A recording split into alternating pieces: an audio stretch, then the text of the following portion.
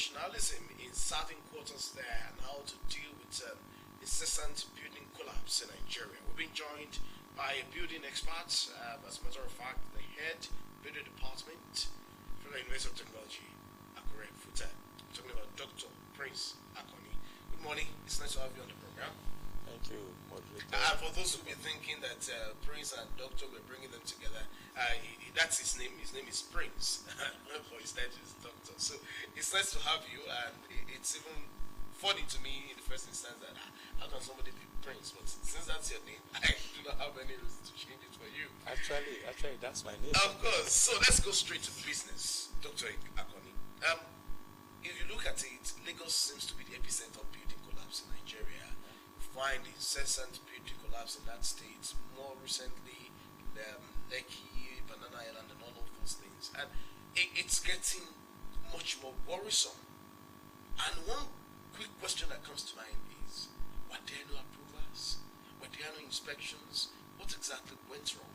You're an expert in this regard. Let's have a drink from your fountain of knowledge in that expertise. Thank you, Mr. Moderator. When we talk of building collapse, there are a lot of things that would have responsible for the collapse. It's much more than approval. It's much more than inspection. It's much than some of those things. There are a lot of things that will have responsible for building collapse. In the area just mentioned, in Banana Island, in Lagos, in Lekki, and some other places of Lagos, investigation suggests to us that there are, in that area we have special type of land, and when we talk of building collapse, like I said, it could have happened maybe from foundation settlement. It could have happened from perhaps approval were not followed. Compliance could have happened because experts are not those handling the building construction. Could have happened as a result of not using the correct material in quantity, in quality. It could have happened by a lot of things. So those who are handling the building, like I said, in Lekki area, special type of land, when you want to go into construction, one of those things in such area was to go for soil test, know the strength of test, so that you can know the depth of the foundation you're supposed to take your building to, and a lot of things like that. So it is worrisome, and it's becoming a regular occurrence. Almost every week, especially in Lagos, you hear of building collapse. Recently in Ibadan, there was building collapse. Some few years ago, there was a collapse in Akure here, where we are now. That was a collapse. And all those things, although that of Akure is another case, it wasn't a case of non-compliance, it was something else. What was it? Okay. We were there. I was the chairman of Nigerian Institute of Building in Ondo State then, and so because I have to report back to my association, I have to be there, and the investigation shows that the house was a story building owned by an old man who was late as at that time. He was late, and the building was inherited by about 4 children. And so rooms were divided to them in that house, and one of the child who inherited 2 rooms thought he could do some renovations and convert to maybe self-contained. So in the month of March of that year, he knocked off some wall on the ground floor, which was a load-carrying member wall. Load-carrying member wall. He knocked it off, and thinking that there will be money to continue with the renovation. Government responsible for such approval. Isn't that also a case of laxity on the part of the authority? I wouldn't blame it on such case. I wouldn't blame it on the authority. I'm even talking generally. Okay, generally. This alteration of approval. Yes.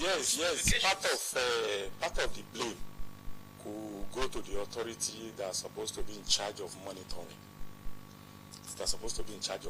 Actually, when an approval is sought and is given, the authority in charge of monitoring is supposed to be going to the venue of that construction on regular basis.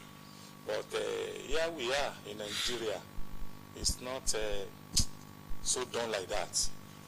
Apology for saying that. In all sincerity. But why is it not done like that? Well, I wouldn't know. Maybe because of individuals that are at the helm of affairs in such ministry. A lot of things, Nigerian factor, which may be difficult to explain, because the next question will have been, what is Nigerian factor? Yeah, expectedly. Which will have been difficult to explain. Nigerian factor, the way we do things in Nigeria, nobody harass me, nobody check me, what I'm supposed to do, why am I doing it, nobody check me, everybody thought that I can just do what I like, and things like that. Okay. So part of it will be blamed on that. Part of it is blamed on the experts or the people that handle such construction. People that handle such construction take advantage of those who are supposed to check them and are now coming to check. They do take advantage of such things and they do whatever they like. For example, now, a few years ago, there was a building, 21-story building that came down. Actually, when we investigated into that matter, that building was approved for 15 story. For 15. For goodness sake, they put number 16 floor on top of that building. Nobody is checking. Number 17, number 18, up to number 21, when the building now came down. The strength of the foundation that will carry a 15-story building is different from the strength of foundation and the depth of foundation that will have carried 21-story building. And nobody was checking. Number 16, 17, 18, up to 21, when the building now came down. So those who are in charge of the construction took advantage of those who are supposed to check them were not doing their work. You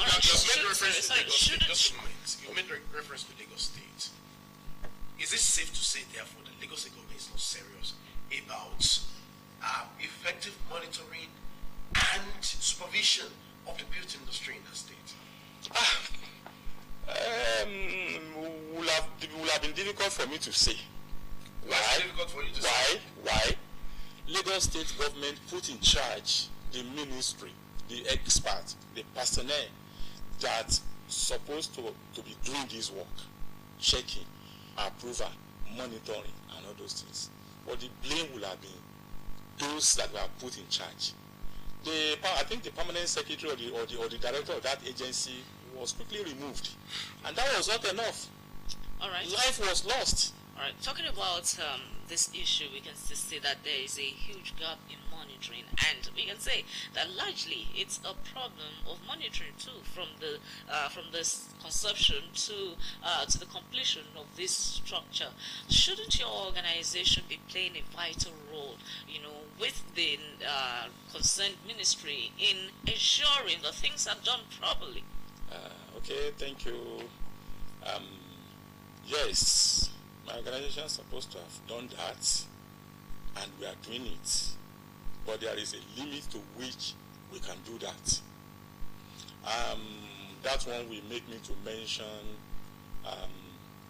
National Building Code. There is a National Building Code that was approved or that was presented in 2006 by the then Minister of Housing, and that happens to be our former governor. That was His Excellency Governor Mimiko. That time was the Minister of Housing. It was the one that through him the National Building Code was packaged and was presented, and not a very serious approval, but approval was given. But they now left it at that particular point. There was no enforcement, of that National Building Code. What were those things in that National Building Code? Yes. A lot of things. The experts in the built industry that was supposed to be responsible for this or for that. Among the experts were architects, the builders, the quantity surveyor, the engineer, civil surveyor. Each of these professionals that I've mentioned has one role or the other to play when it comes to construction. And there was a compliance form, a lot of compliance form in that National Building Code that were supposed to be signed at different stages of that construction. But because these things were not seriously enforced in some states, it was accepted in Lagos, and I think in Abia as well. Ever since that time, our organization has been through a lot of things trying to get approval or the use of this National Building Code in so many states of the Federation, which are yet to see to see the light of the day. So assuming maybe at the federal level is enforced, there is a compulsion that this is what we'll be using now. Many of those things about enforcement which are daring inside, daring that National Building Code will have given us the authority, to enforce it strictly. But it was not so. Okay. So all right, let's talk about. So it's difficult for me now as a professional from my position to just jump into a particular site without having some strong authority with me that will have allowed me or permitted me to do so. Sorry, but when it collapses, you can be there. Yes. That's reactionary. What a twist. So we will be there to find out what was responsible. Not be proactive, but reactive. No, we will be there to see what has happened. That's not my question. Can your organization not be proactive rather than reactive? Actually, we are proactive. How? Okay. By responding when No. We cry to government when it has not happened. We keep pressing government, approve this thing. This National Building Code gives us the authority to do this, but which have not been able to see the light of the day. A lot of states, we have processed this particular building code I'm talking about through the the House of Assembly in those various states.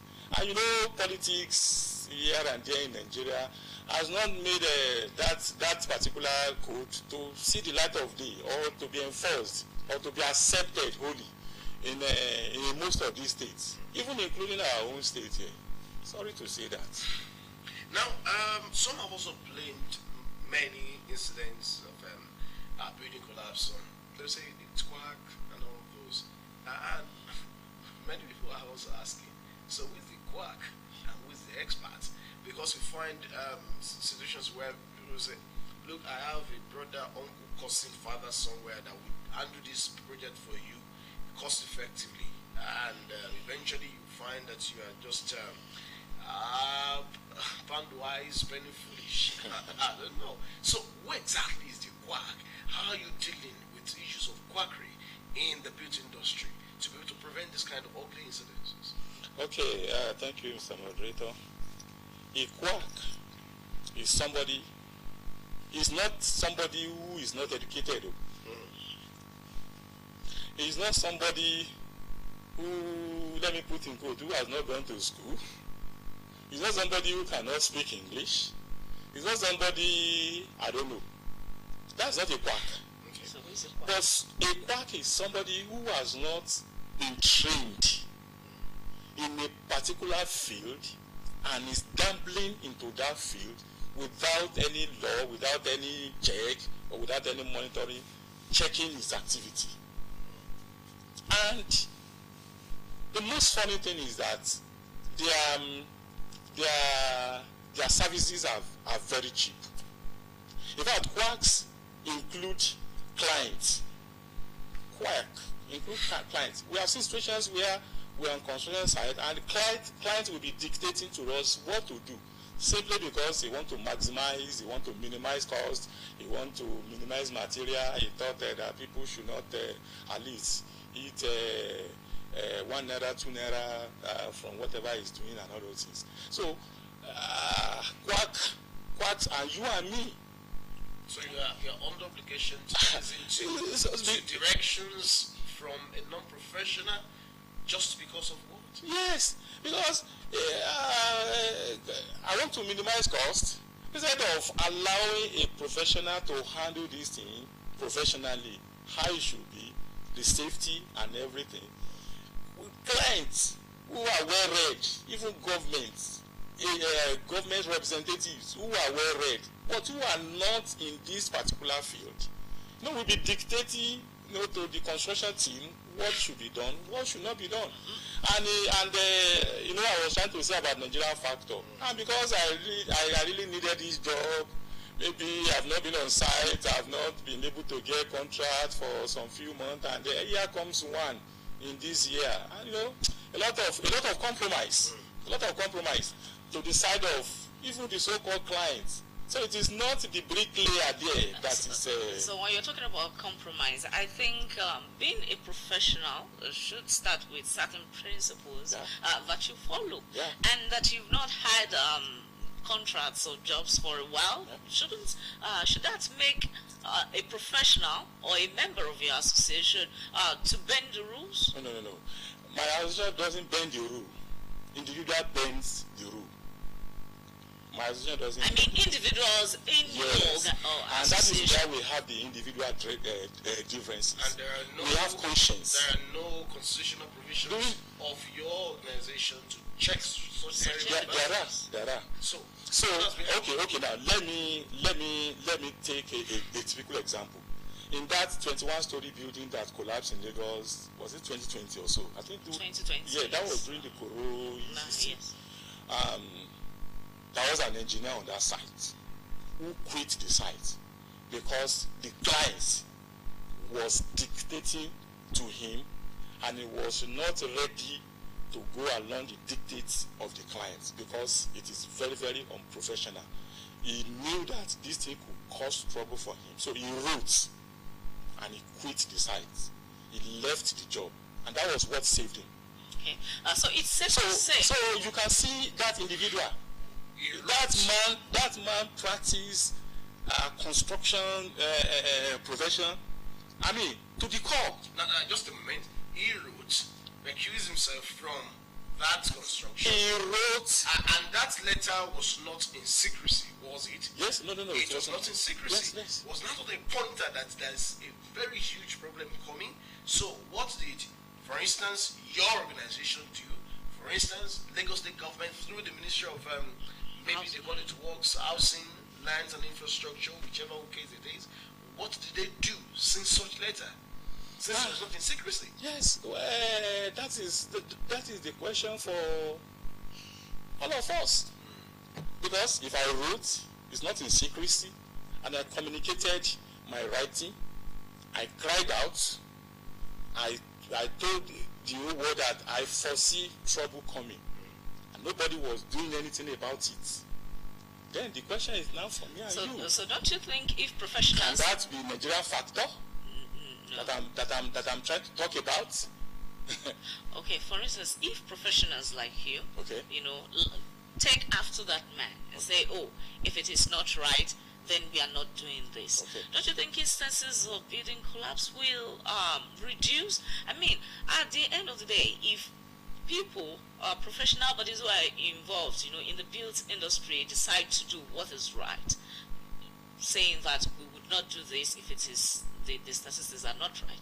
Don't you think then other people or quacks or whatever you would not be able to carry out their own shoddy business, in the built industry? Yes, sincerely, I quite agree with you. It will come. But the question again is, do we have the same conscience like that man, that company that quitted that job because client was trying to compel them to do what was not professional. In fact, he quitted that job when that job was at the 4th floor, not even up to the 15th floor. Yes, he foresaw what was going to happen. He wrote, he communicated, and he quitted. So if everybody does that, I do it, you do it, you can't compel me to do what is wrong, everywhere. It will go a long way, just like you have mentioned. I seriously agree with you. It will go a long way to curb. But it's not that one alone. Okay. What is? A lot of other things that are responsible for collapse, like the issue of substandard material in the market. What is our Nigerian Standard Organization doing? NSO. If you go to market now, a typical example, reinforcement, that's steel that we use. When we design, we make calculation. We calculate bending moment and all those things. Our professional something called calculation, and we arrived at use four number. For example, use four number of diameter 12, diameter 14, diameter 16 of steel, and make the stirrup that binding. Maybe 1250 center to center, 300 center to center, or whatever we specify. Yes, our calculation told us that 12 mm, 14 mm, 16 mm will be able to withstand whatever will have happened. But do we have that material with the strength that we are using in the market? So you don't find it in the market. What do? You revert to whatever you find? I don't know.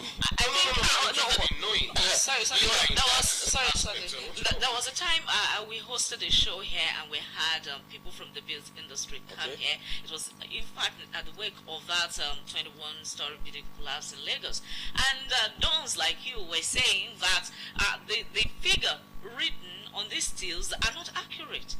That you still need to do further testing to be sure of the exact strength of these things. Can't your associations, cry out to the Standard Organization of Nigeria?